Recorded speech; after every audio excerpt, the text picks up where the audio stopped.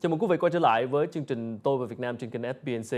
Mời quý vị cùng tiếp tục theo dõi đoạn phỏng vấn của chúng tôi với ông Hans-Paul Burkner, Chủ tịch của tập đoàn tư vấn quản trị hàng đầu thế giới Boston Consulting Group (BCG), xung quanh những kế hoạch của tập đoàn này tại thị trường Việt Nam. Well, 2015 is expected to become a year that the Asian Economic Community is established that create huge trade opportunities for the 10 members, including Vietnam. So in your perspective, how should regional business leaders should prepare for such an opportunity? I think it's a great opportunity. Southeast Asia, 600 million people, are as many as we have in Europe or in Latin America. It's a very vibrant region, very skilled and also very hardworking people. It's a huge market, and I think it's also a great place for investments. The more those 10 countries open up to each other, but also to the rest of the world, the more they will draw in investments, not just for selling here, but also exporting to the rest of the world.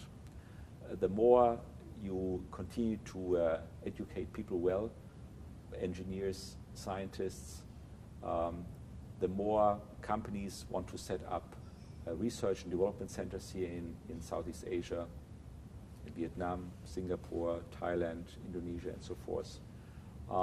And therefore, I think one of the key elements is to see this as an opportunity. Yes, it will mean more competition from within the region, but it also will mean a bigger market and a bigger opportunity to really grow one's own business.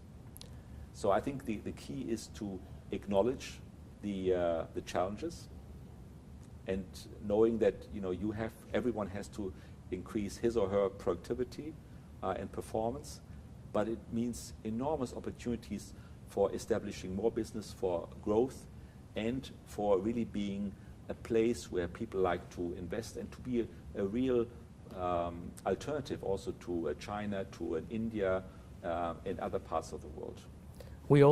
We all know that Asia is the place for future growth. So how well and today's growth, actually. Yep. And how well are Western companies taking advantage of that fact?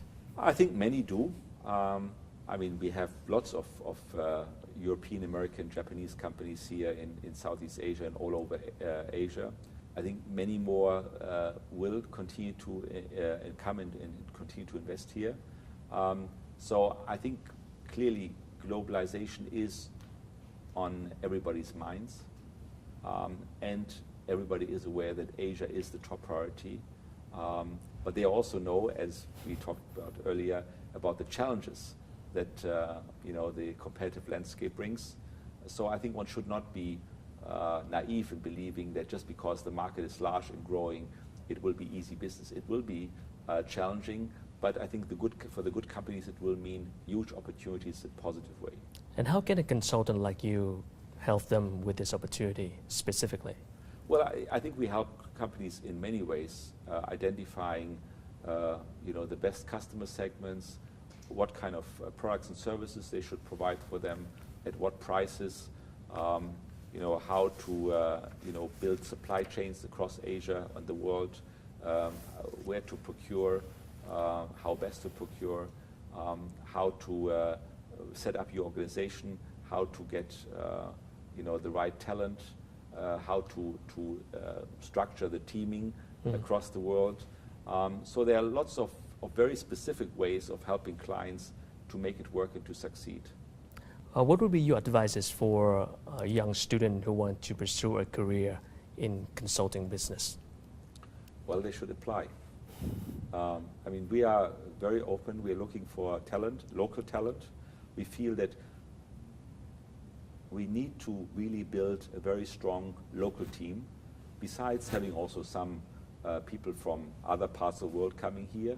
But we only think we have made it in a specific country when we have developed a strong local team with local partners, but local partners meaning people who are owners of the company, and that's what we are also building here in Vietnam. What kind of skill and background that you look for in a potential applicant for BCG? in Vietnam?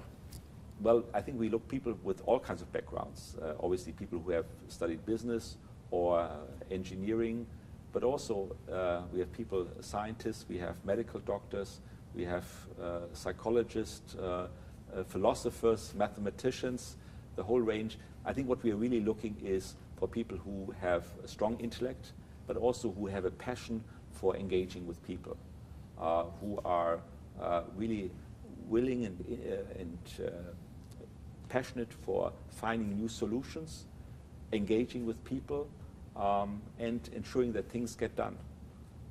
And of course, they also do work quite hard, I must say. Now you have set up an office in Vietnam. Yeah. What's next? Well, I think there will be more offices in other parts of the world.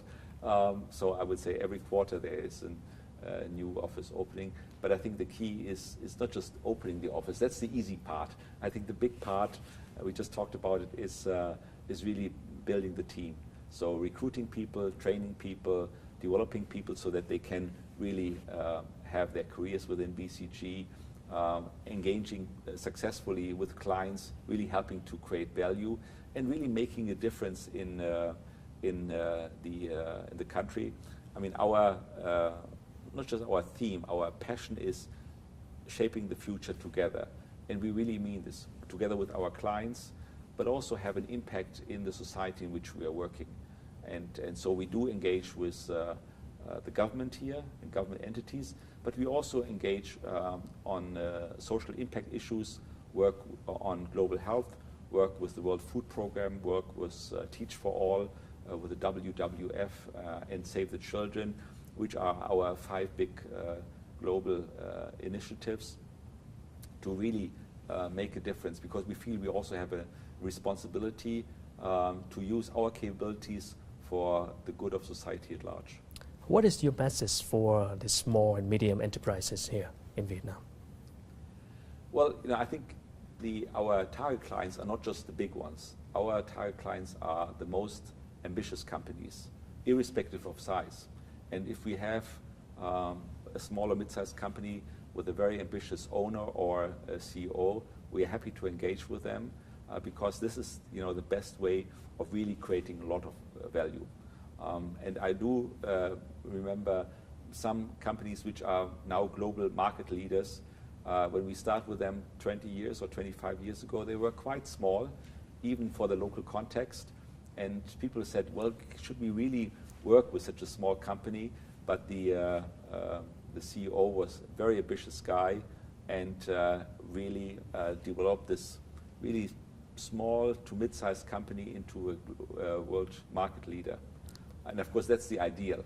Not all of small companies become world market leaders, but I think that's the ambition and the hope. Thank you so much. Come on. Thank you. Cuộc trò chuyện vừa rồi cũng đã khép lại chương trình Tôi về Việt Nam ngày hôm nay. Một lần nữa cảm ơn quý vị và các bạn đã quan tâm theo dõi.